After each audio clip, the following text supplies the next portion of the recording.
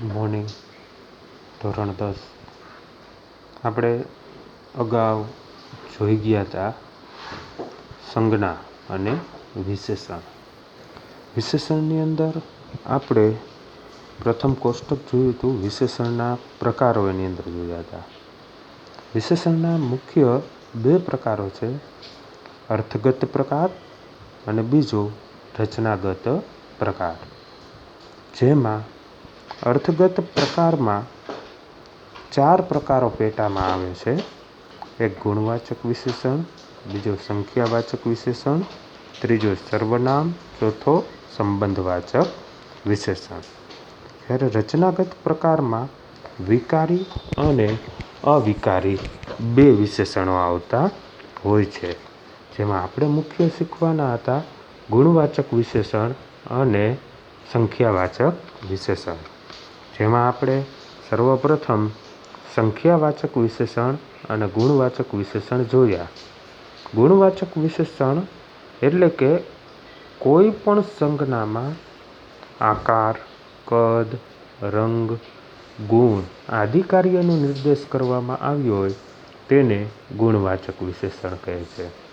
જ્યારે સંખ્યાવાચક વિશેષણમાં કોઈ પણ ક્રમિક સંખ્યા જેમ કે પહેલું, બીજું, ત્રીજું, ચોથું, પાંચમું, 1, 2, 3, 4, 5, ડઝન, કોડી, આશરે, 12, 50 આવા સાંખ્યિક શબ્દનો ઉપયોગ કરવામાં આવ્યો હોય તેને સંખ્યાવાચક વિશેષણ કહે છે.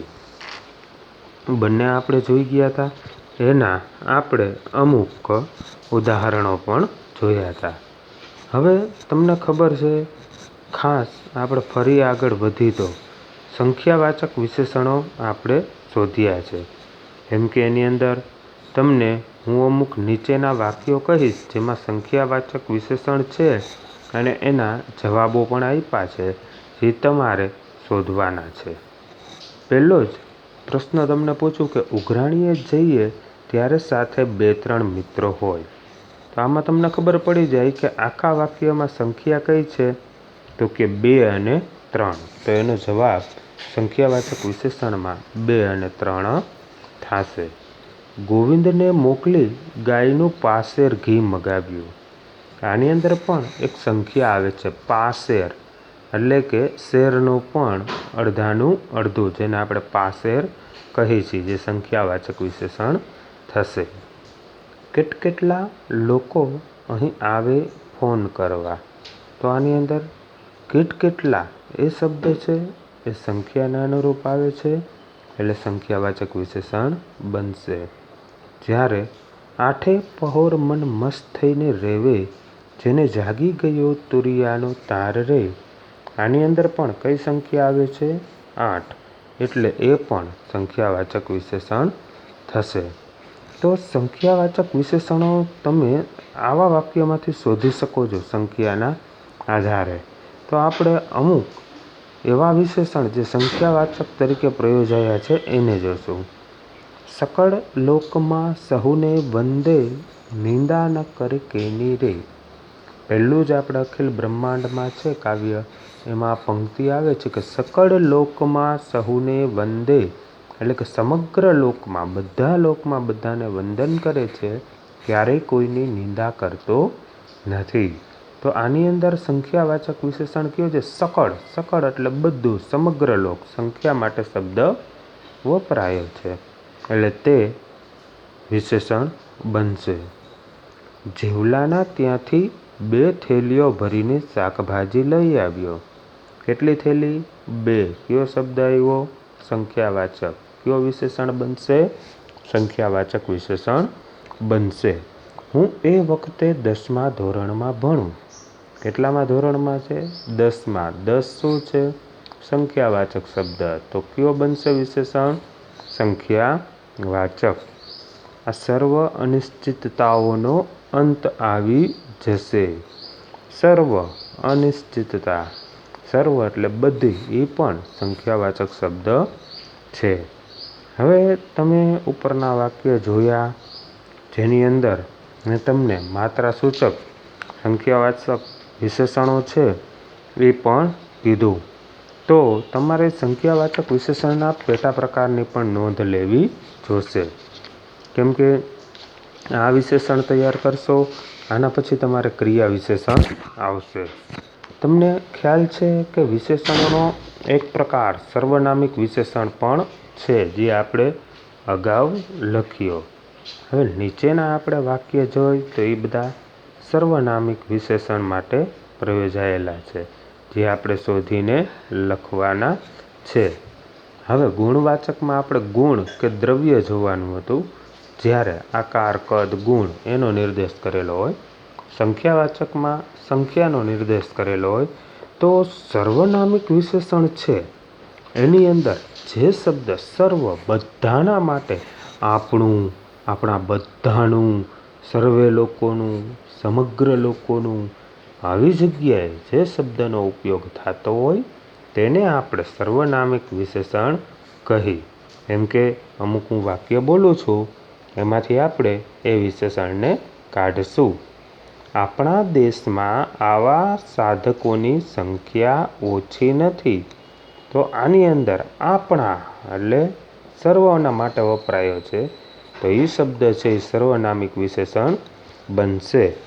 ત્યારે બીજું, ઘરેથી પોતાનું તમામ પગેરું ભૂંસીને તે ચાલી નીકળી હતી. પોતાનું, આપણું, પોતાનું, પારકાનું, આવા શબ્દ છે એ સર્વનામિક વિશેષણ છે. એમણે અમારી ટુકડી જોઈને ટૂંકો રસ્તો લીધો હશે. અમારી સર્વનામિક વિશેષણ છે.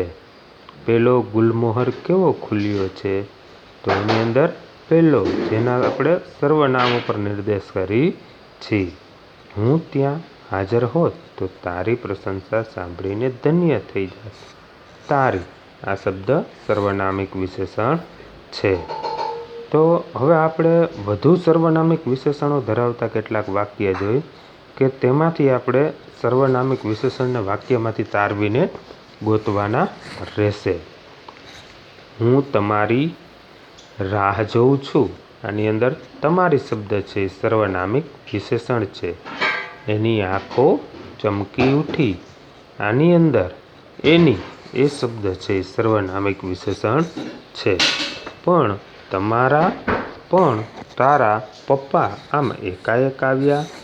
તારા શબ્દ છે એ સર્વનામિક છે. આ ઝડપથી પોતાની હોલીમાં ઘૂસી ગઈ. અહીં પોતાની શબ્દ છે એ સર્વનામિક વિશેષણ છે. હવે વિશેષણો તારવવામાં આપણને ઘણીવાર મૂંઝવણો થાય છે. વિશેષણ એ સંબંધવાચક વિશેષણ પણ હોય છે. આપણે પહેલાં ગુણવાચક જોઈ ગયા, સંખ્યાવાચક જોયા, સર્વનામિક જોયા. હવે આપણે સંબંધવાચક વિશેષણ જોવાના છે. હવે એ વિશેષણો છે એ મૂળભૂત રીતે સંજ્ઞા હોય છે. જેમ કે યાદ છે ને, નદીનું કોતર, કાનનું કુંડળ, જેમાં નો, ની, નું, ના આ શબ્દ ભળી જતો હોય એક શબ્દ સાથે, ત્યારે સંબંધવાચક વિશેષણ બને. પડખેના જંગલમાં, આવા અનેક ઉદાહરણોમાં તમે શબ્દ વાંચતા હોય જેમાં ન પ્રત્યે બે સંજ્ઞાઓને જોડે તો એ સંબંધવાચક વિશેષણ લાગે છે. જેમ કે ન પ્રત્યે લગવાને કારણે સંજ્ઞા વિશેષણ તરીકે પ્રયોજાય છે. આ એક યાદ રાખવું. બાપુ શાહુકારીનો ધંધો કરતા. આમાંથી કોણ સંબંધવાચક વિશેષણ છે? તો કે શાહુકારીનો ધંધો. દીકરીનો છેડો બારણે બાંધ્યો છે. આની અંદર આવશે દીકરીનો છેડો, કેમ કે ન પ્રત્યય લાગે છે. કાંસાના તાસણામાં લાકડાના તાવેથાથી આવડે તેવો શીરો મેં બનાવ્યો. હવે આમાં કાંસાનું તાસણું અને લાકડાનો તાવેથો બંનેમાં ન પ્રત્યય આવે છે, તો બંને સંબંધવાચક વિશેષણ બનશે. જીવલાના કુટુંબની કરુણ દશા છતાં મૂક સાક્ષી જેવો હું માત્ર જોયા કરતો. અહીંયા જીવલાના કુટુંબની કરુણ દશા, આ એક સંબંધવાચક વિશેષણ બનશે. હવે તમે વિશેષણની સમજ તમને સ્પષ્ટ થઈ ગઈ છે. તો આપણે ચાલો અમુક એવા સંબંધવાચક વિશેષણને હવે ઉદાહરણ સહિત પણ જોશું. જેમ કે વિશેષણ વાક્યને અંતે કૌંસમાં આપ્યા હશે અને તમારે વિશેષણને યોગ્ય સ્થાને એના યોગ્ય વિશેષ્ય પહેલાં મૂકવાના છે. જેમ કે એક ઉદાહરણ આપું, હું શહેરના સ્ટોરમાં છત્રી લેવા ગયો. કૌંસમાં જાણીતું, હવે જાણીતું વિશેષણ છે, એને તમારે બનાવીને સરસ વાક્યમાં મૂકવાનું છે. હું શહેરના સ્ટોરમાં છત્રી લેવા ગયો. આની અંદર એવી રીતે લખી શકાય, હું શહેરના જાણીતા, કેમ કે જાણીતો શબ્દને આપણે મૂકવાનો છે, જાણીતા સ્ટોરમાં છત્રી લેવા ગયો. હવે આવી જ રીતે તમારે બીજું વાક્ય બનાવવાનું છે, જીવલા ઉપર ઉઘરાણી થાય. આમાં કડક શબ્દ પ્રયોજવાનો છે. તો કે ભાઈ જીવલા ઉપર કડક ઉઘરાણી થાય. એ પ્રજા જમીનમાં થોડું ઘણું પકવે. રાંકડી અને ઉજ્જડ બે વિશેષણ મૂકવાના છે. એ રાંકણી પ્રજા ઉજ્જડ જમીનમાં થોડું ઘણું પકવે. દશેરાના દિવસે અહંકારનો વધ કરવાનો છે. આમાં આપણા શબ્દ મૂકવાનો છે. તો કે દશેરાના દિવસે આપણના અહંકારનો વધ કરવાનો છે. અહંકાર પરિવારોને ભજવે છે. આમાં અસંખ્ય મૂકવાનું છે. અહંકાર અસંખ્ય પરિવારોને ભજવે છે. હવે તમે આમાં જોઈ શકો, પહેલામાં કડક ઉઘરાણી, બીજામાં રાંકડી પ્રજા અને ઉજ્જડ જમીન, ત્રીજામાં આપણા અહંકારનો વધ અને ચોથામાં અસંખ્ય પરિવારો. હવે વિશેષણની સમજ અને તેના પ્રકારો તમને સ્પષ્ટ થઈ ગયા. નીચે એવા કેટલાય વાક્ય છે જેમાંથી વિશેષણ શોધવાના છે અને આપણે શોધ્યા પણ છે. તો આપણે શું કહે છે કે આવા હવે વાક્યોને ધ્યાનથી વાંચીને આપણે વિશેષણો શોધી શકીએ છીએ. હવે આપણે ભણવાનું છે ક્રિયા વિશેષણ, જે એક મહત્ત્વનો પોઈન્ટ છે. તમે વિશેષણ વિશે તો ભણી ગયા છો, પણ શું તમે જાણો છો કે જે નામના કે સંજ્ઞાના અર્થમાં વધારો કરે કે ચોકસાઈ ઉમેરે તે વિશેષણ છે. તો ક્રિયા વિશેષણ શબ્દ સાંભળતા જ તમને વિચાર આવે કે જે ક્રિયાના અર્થમાં વધારો કરે તે ક્રિયા વિશેષણ છે. તમને ખબર છે કોઈ પણ એક વાક્ય હોય એમાં ક્રિયા થતી હોય તેને ક્રિયાપદ કહે છે. જેમ નામ અને સંજ્ઞામાં જે વિશેષણ વધારો કરે તેને વિશેષણ કહે છો, એમ હવે ક્રિયાના અર્થમાં જે વધારો કરશે તેને ક્રિયા વિશેષણ પણ કહેશો. પણ તમે વિચારો કે ક્રિયાના અર્થમાં વધારો કરવો એટલે શું? તો તમે 9મા ધોરણની અંદર સમજ્યા કે ભાઈ સંજ્ઞા અર્થમાં ગુણ, સંજ્ઞાના અર્થમાં ગુણ, કદ, સંખ્યા આદિ અર્થનો ઉમેરો કરવાનું કાર્ય કરે તે વિશેષણ. તો ક્રિયા વિશેષણ એ ક્રિયાના અર્થમાં શું ઉમેરવાનું કાર્ય કરતું હશે? તો એના માટે અમુક વાક્ય આપણે જોઈ. જેમ કે મોટા ભાઈ દોડે છે, તો આપણે એને ક્રિયા વિશેષણ તરીકે નવું પણ લગાડી શકીએ. મોટા ભાઈ સવારે દોડે છે, મોટા ભાઈ બગીચામાં દોડે છે, મોટા ભાઈ ઝડપથી દોડે છે, મોટા ભાઈ સવારે બગીચામાં ઝડપથી 5 રાઉન્ડ દોડે છે. આમ જે એની ક્રિયા થાય છે એ ક્રિયામાં અલગ શબ્દને ઉમેરીને આપણે એક ક્રિયા વિશેષણ તૈયાર કરી છે. હજી તો ક્રિયા વિશેષણના આપણે ઘણા ઉદાહરણ જોશું, પછી તમને ખ્યાલ આવશે. હવે આ વાક્ય વાંચતા તમને ઘણીવાર અમુક સરખું લાગે, અમુક સરખું ન લાગે, પણ આપણને એટલી ખબર છે કે હું જે વાક્ય બોલ્યો એ બધામાં દોડવાની વાત છે. હવે બીજામાં તો કે બીજા વાક્યમાં દોડવાનો સમય દર્શાવ્યો છે, ત્રીજામાં દોડવાનું સ્થાન, ચોથામાં દોડવાની રીત અને પાંચમામાં બધી બાબતોનો સમાવેશ કરીને જેમ કે રાઉન્ડ, ગણતરી, માપ બધાનો નિર્દેશ કર્યો છે. એટલે કે ક્યારે દોડે છે, ક્યાં દોડે છે, કેવી રીતે દોડે છે વગેરે વાતો છે. તો મુખ્ય વાત તો દોડવાની છે આમાં, પણ બીજી વિગતો દ્વારા આપણે જે દોડવાની ક્રિયા સાથે બધા સંદર્ભોને સાંકળીને નિર્દેશ કરી છે એટલે ક્રિયા વિશેષણ બને છે. તો હવે આપણે શું કહીએ છીએ કે અમુક એવા વાક્યમાં નવા શબ્દ ઉમેરીએ જેનાથી ક્રિયા વિશેષણ બને. હું આજે નહીં આવી શકું, હું હમણાં નહીં આવી શકું, હું કદી નહીં આવી શકું. હવે તમે જોઈ શકો છો કે માત્ર હમણાં અને કદી શબ્દ ઉમેરાયા અને સમગ્ર વાક્યનો અર્થ બદલાઈ ગયો. આમ ક્રિયાના અર્થમાં બદલાવ લાવનાર કારણ એ છે કે અહીંયા સંદર્ભ બદલાય છે. ક્રિયાના સમયનો સંદર્ભ દર્શાવે તેને ક્રિયા વિશેષણ કહેવાય.